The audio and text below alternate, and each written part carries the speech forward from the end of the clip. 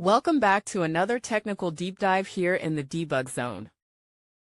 Today we're tackling a big question and breaking it down with insights from other users.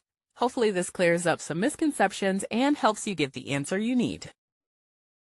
So buckle up, stay a little curious, and let's jump right in.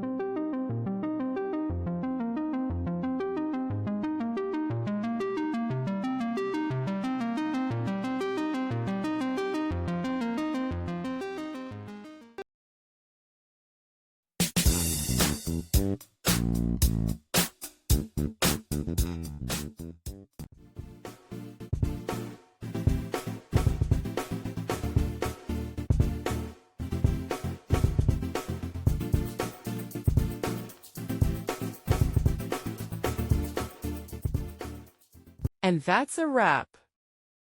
I hope you found the answer you were looking for. If you did, take a second to hit that subscribe button. It really helps out. And let me know in the comments which solution worked best for you. See you next time in the debug zone.